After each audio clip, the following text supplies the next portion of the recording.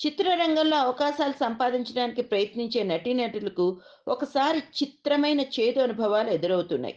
దర్శకరత్న దాసరి మొదట యాక్టర్ అవ్వాలని ప్రయత్నాలు చేసి 'అందం కోసం పందెం' అనే చిత్రంలో చిన్న హాస్య పాత్ర సంపాదించారు. 1971లో విడుదలైన ఈ చిత్రంలో కాంతారావు, కాంచన హీరోయిన్లు. మంచెర్ల శేషగిరిరావు దర్శకుడు.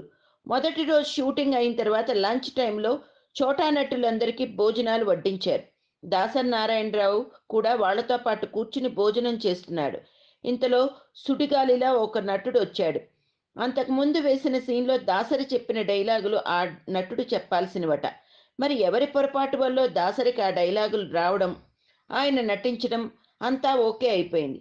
తాను చెప్పాల్సిన సంభాషణలు దాసరి చెప్పాడనే అక్కసుతో ఆయన "నువ్వొచ్చి ఇక్కడ తింటున్నావిటయ్యా?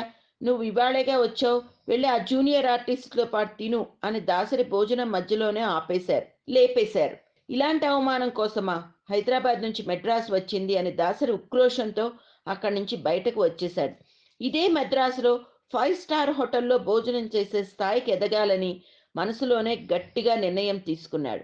మళ్ళీ యాక్టర్‌గా అవకాశాల కోసం ప్రయత్నించకుండా ప్రసిద్ధ కథా రచయిత పాలగుమ్మి పద్మరాజు గారి దగ్గర స్క్రిప్ట్ అసిస్టెంట్‌గా చేరి క్రమక్రమంగా రచయిత, దర్శకుడి స్థాయికి ఎదిగి 'తాత మనోడు' చిత్రంతో ద్వారా ప్రేక్షకులు హిట్ డైరెక్టర్‌గా పరిచయమయ్యారు.